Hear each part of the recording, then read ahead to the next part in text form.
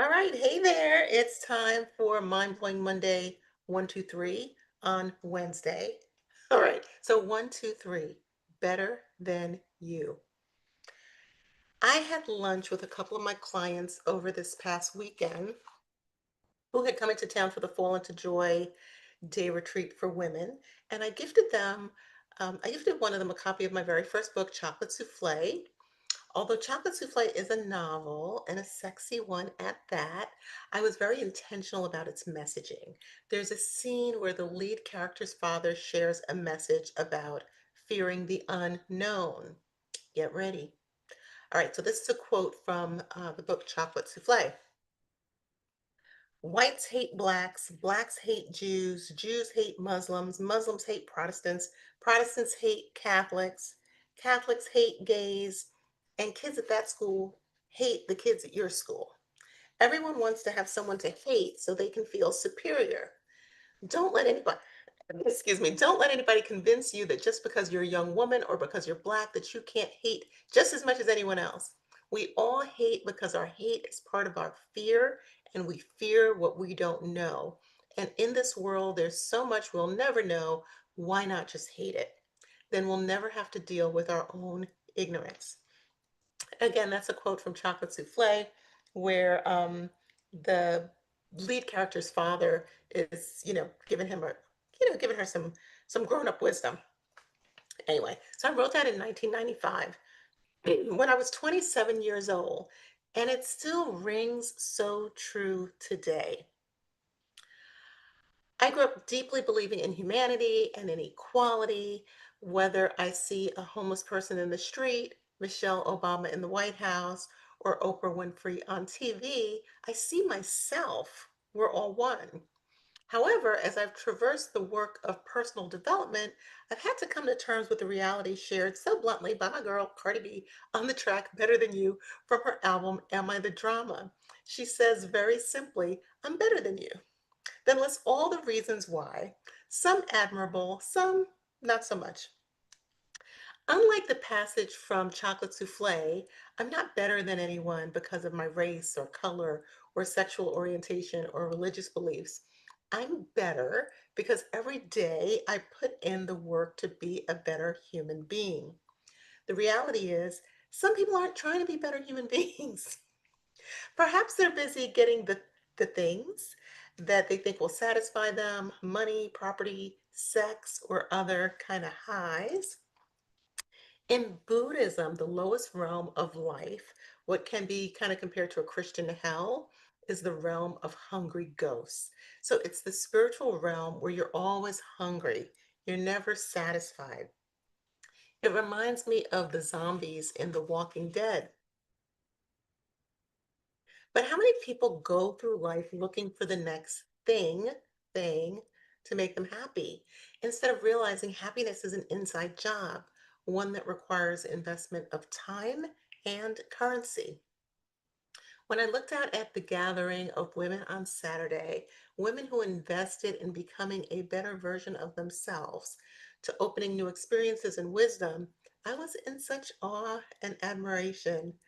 For the women who traveled out of state and even out of the country to come see me, I appreciate them even more. So my question for you, well, this is the question. This is the pre-question to the question. How far would you go to become a better person? So this week, I have a big opportunity to connect on Thursday, November 20th at 7 p.m. You can join me for Dream, Create, Do, a soulful three-step vision boarding experience. So this is your opportunity to dream your vision for 2026, create the tools to support the vision, and then step into the doing. So, who's better than whom?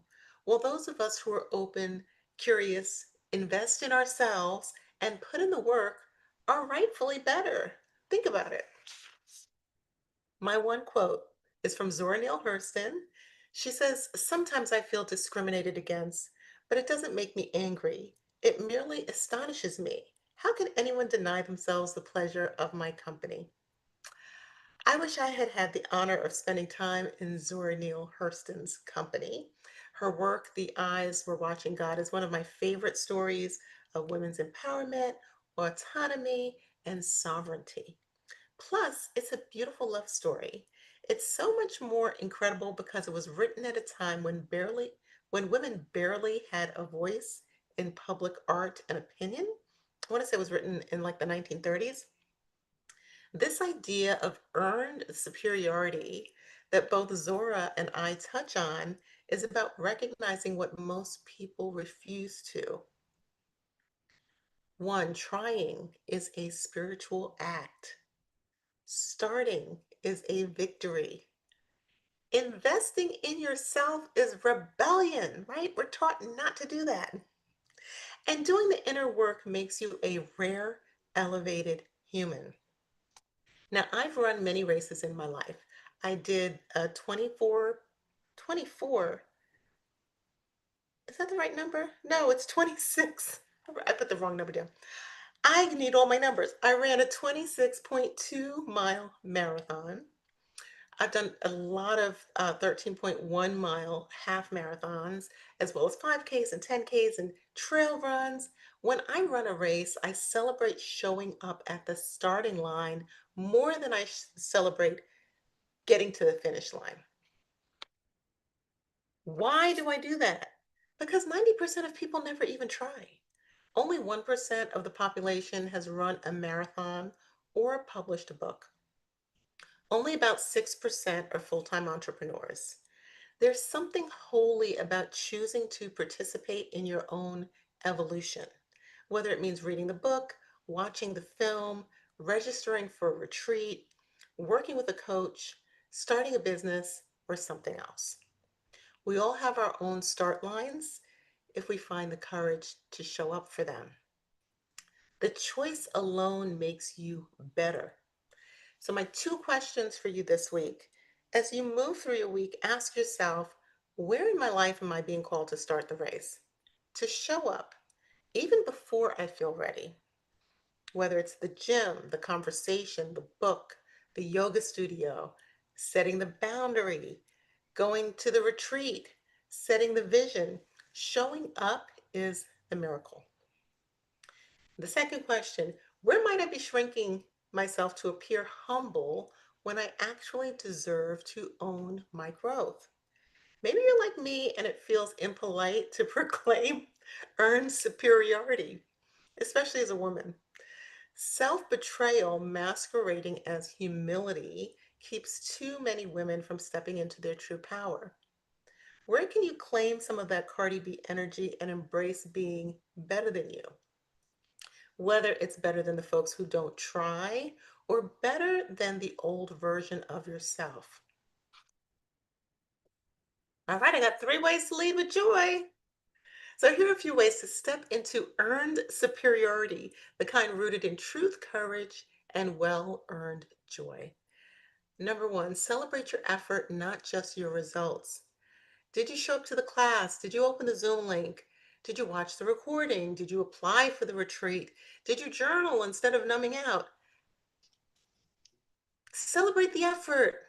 Celebrate the effort. That is the win. Number two, choose one area to start the race, not necessarily to finish it, not to perfect it, just to begin.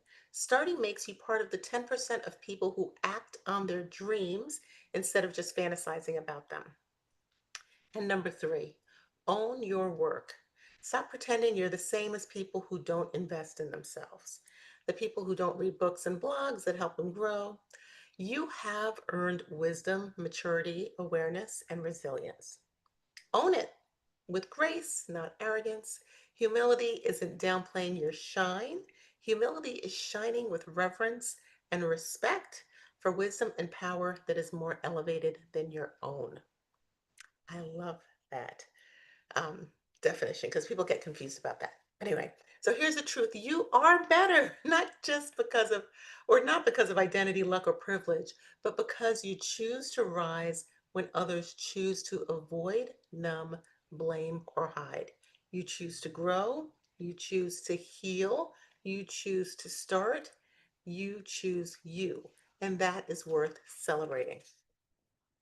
And if you've made it this far, You're already doing the work. You're part of the 1%. I'm so proud of you. Keep going. I wish you freedom, alignment, and effortless abundance. And I will just share one more time. It's in the PS for my written newsletter that if you are ready to nurture your dreams for 2026, join me for Dream Create Do. It is a soulful 3-session digital vision boarding experience designed to help you move your vision out of your head and into the world. You will get live sessions, guided meditations, and a beautiful new participants guide to help you dream bigger, create boldly, and do it with intention. So if you register this month, you can use your investment as a credit towards another program. If there's something else that I'm doing that you're interested in, I will put the link so that you can click and get all the details and check it out. And that's it. I hope to see you